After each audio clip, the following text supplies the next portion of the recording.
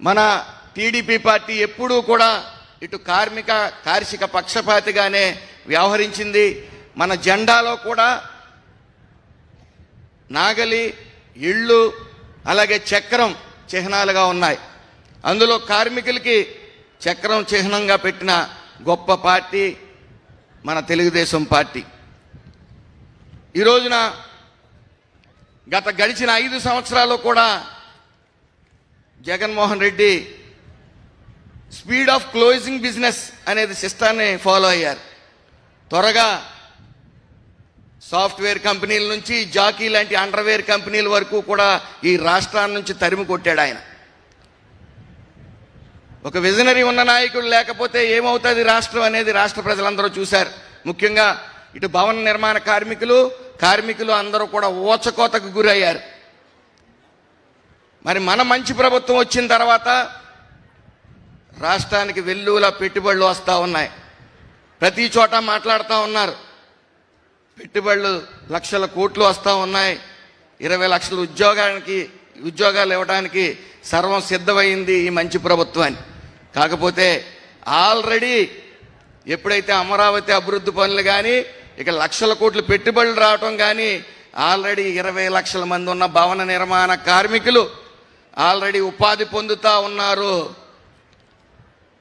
గత ప్రభుత్వం కనీసం 365 రోజుల్లో 80 రోజులు కూడా పని దొరకని వైనం, ఇటు ఇసుకని బంగారంగా అమ్మటం, అలాగే వస్తున్న పెట్టుబడుల్ని తరిమి కొట్టడం కమిషన్ల కోసం. మరి ఈ ప్రభుత్వం, ఈ మంచి ప్రభుత్వం వచ్చిన తర్వాత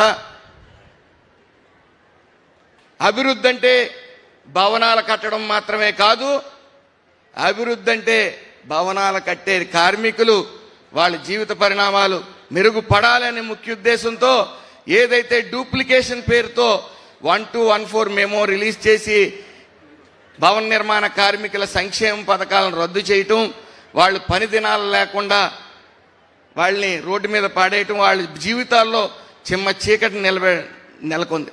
మరి ఈ మంచి ప్రభుత్వం వచ్చిన తర్వాత 1214 మెమోని క్యాన్సిల్ చేస్తూ సంక్షేమ పథకాలన్నీ కూడా భవన నిర్మాణ కార్మికులకు ఇవ్వడంతో పాటు పెట్టుబడులు లక్షల కోట్లు పెట్టుబడులు రావటం వల్ల ఈ 20 లక్షల మంది భవన నిర్మాణ కార్మికులే కాకుండా ఇతర రాష్ట్రాల నుంచి వచ్చే భవన నిర్మాణ కార్మికులకు కూడా ఉపాధి ఇచ్చే పరిస్థితికి మనం వచ్చామని తెలియజేసుకుంటా ఉన్నాను. అలాగే ఇంటిగ్రేటెడ్ లేబర్ ఎమ్యూనిటీస్ సెంటర్ అనేది ఒకటి ఈ రోజున పైలట్ ప్రాజెక్ట్ కింద 5 నగరాలను ఎన్నుకోవటం, మరి గౌరవ ముఖ్యమంత్రి వర్యులు నారా చంద్రబాబు నాయుడు గారి ఆదేశాల మేరకు 15 పైలట్ ప్రాజెక్ట్స్ కింద 15 నగరాల్లో చేయమని చెప్పడం జరిగింది.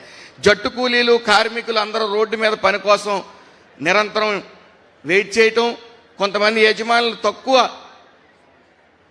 వేతనాలకే వాళ్ళని పనికి తీసుకెళ్ళటం, ఇవన్నీ అధిగమించాలి. వాళ్ళకి వాష్రూమ్స్ సదుపాయం కానీ, విశ్రాంతి సదుపాయం కానీ, వాళ్ళ స్కిల్ పెంచే విధంగా ఈ లేబర్ అడ్డాస్ని మరి పైలట్ ప్రాజెక్ట్ కింద తీసుకురావడం గొప్ప పరిణామం.